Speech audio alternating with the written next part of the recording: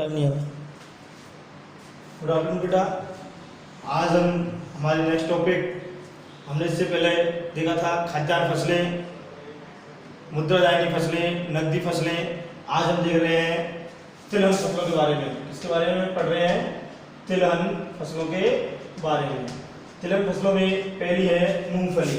मूंगफली जो फसल है ये ब्राजील किस्म की फसल है, ब्राजील मूल की फसल है और विश्व का 30% मूंगफली का उत्पादन जो है वो भारत में होता है। अर्थात विश्व में जितनी मूंगफली उत्पादित होती है उसका 30% जो भाग जो है वो भारत में उत्पादित किया जाता है। जबकि भारत में जितनी जो तिलहन फसलें उत्पादित होती है उन तिलहन फसलों का 45% भाग जो है वो मूंगफली के द्वारा उत्पादित किया जाता है। अर्थात विश्व में उत्पादित होने वाली तिलहन फसलों में 30% जो है वो भारत में उत्पादित होती है और भारत में जो तिलहन फसलें उत्पादित की जाती है उसका 45% भाग जो है वो मूंगफली के द्वारा उत्पादित किया जाता है।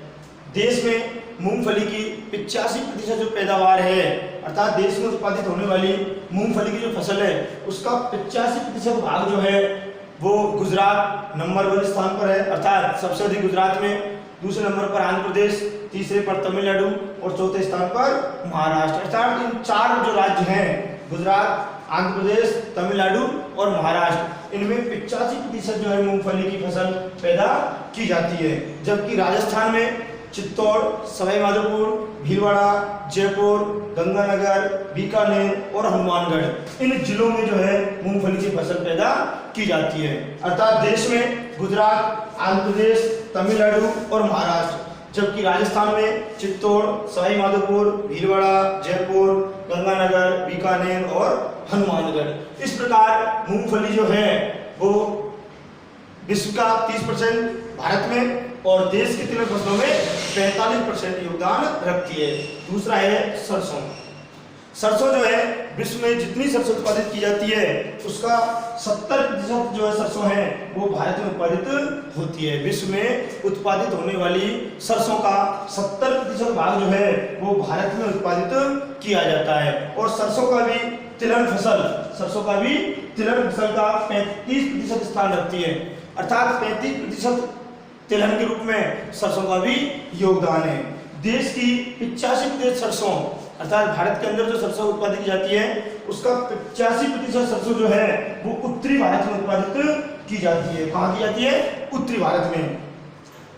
इसके अलावा राजस्थान 41% उत्पादन के साथ राजस्थान का नंबर 1 स्थान है, अर्थात भारत के अंदर सबसे अधिक सरसों जो है वो राजस्थान राज्य में उत्पादित की जाती है 41%। उसके बाद जो है उत्तर प्रदेश, फिर मध्य प्रदेश और फिर गुजरात, इनमें भी जो है सरसों का उत्पादन किया जाता है। जबकि राजस्थान के यदि हम जिले देखेंगे तो राजस्थान के जिलों में अलवर, भरतपुर, जयपुर, बीकानेर, हनुमानगढ़ और गंगानगर, इन जिलों में भी जो है सरसों का उत्पादन किया जाता है। तीसरा हमारा अरंडी। अरंडी जो है ये तिलहन फसल के रूप में है, लेकिन इसका उपयोग जो है वो मशीनों में, स्नेहक लुब्रिकेंट के काम में, साबुन बनाने और चमड़ा उद्योग में भी काम में ली जाती है। अर्थात अरंडी जो है इसका जो तेल है ये स्नेहक मशीनों में लुब्रिकेंट के रूप में काम में आता है, साबुन बनाने में आता है और चमड़ा शोधन में काम में भी लिया जाता है। अरंडी का उत्पादन जो है वो 65% गुजरात में और 25% राजस्थान में होता है, जबकि शेष जो है अन्य राज्यों में उत्पादित किया जाता है। स्थानांतरित कृषि। भारत के आदिवासी क्षेत्रों में जंगलों को काटकर, जंगलों को जलाकर उस स्थान को साफ करके और फिर स्थान बदलकर कृषि की जाती है, जिससे स्थानांतरित कृषि कहते हैं। अर्थात एक स्थान की उर्वरकता, अर्थात कृषि की उर्वरकता कम होने के कारण, उस स्थान पर कृषि की उर्वरता क्षमता कम होने के कारण किसान, आदिवासी क्षेत्रों में जो किसान हैं वो जंगल को जला देते हैं, जलाकर उस राख को जो है भूमि की उर्वरता के काम में लेते हैं और वहाँ कृषि करते हैं। इसलिए स्थान बदल कर कृषि करने के कारण इसे स्थानांतरित कृषि कहते हैं और इसका नाम झूमिंग कृषि भी है। अर्थात झूमिंग कृषि भी इसे कहा जाता है, बदल कर स्थान पर इस कृषि को करने के कारण।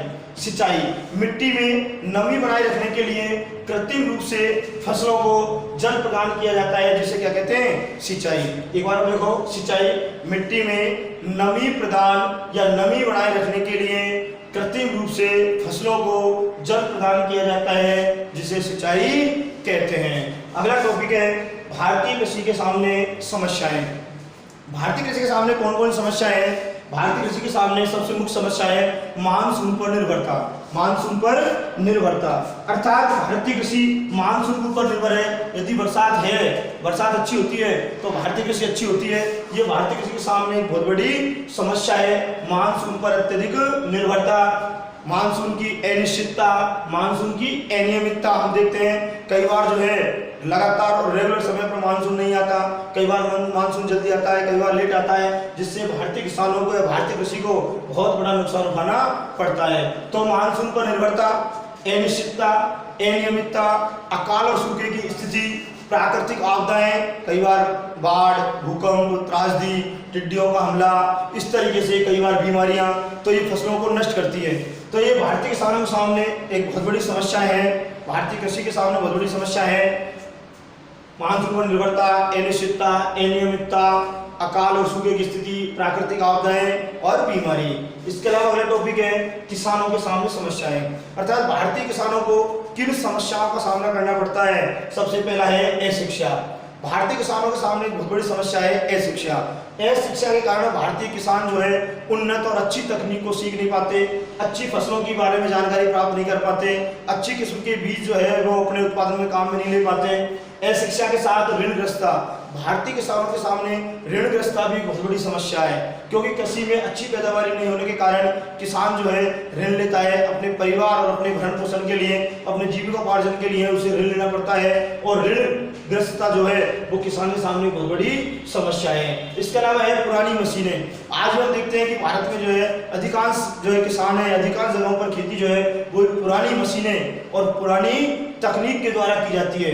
पुरानी मशीनें और पुरानी तकनीक के कारण, कृषि होने के कारण अधिक लागत में भी कम उत्पादन किया जाता है, और अधिक लागत होने पर, कम उत्पादन होने से किसानों के सामने आर्थिक संकट भी पैदा होता है। इनके दूर करने के उपाय कि किसानों के लिए सरकार ने कई योजनाएं चला रखी है, जैसे किसानों का फसल बीमा, किसान बीमा। इनसे क्या है, किसानों को थोड़ी राहत दी जाती है, किसानों को जो है ऋण भी समय समय प्रदान किए जाते हैं, किसानों को अच्छी तकनीक के बीज प्रदान किए जाते हैं, किसानों को समय पर जो है कृषि संबंधी जानकारियां, फसलों के संबंध में जानकारी जो है आकाशवाणी, दूरदर्शन पर भी सरकार प्रसारित करवाती है। जगह जगह पर फसलों के समय पर किसानों को जो है गांव में जाकर, किसानों के बीच में जाकर उन्हें फसलों में होने वाली बीमारी, उस बीमारी से बचने के उपाय, उस बीमारी के लिए अच्छी दवाई, ये भी समय समय पर जो है किसानों को उपलब्ध करवाई जाती है।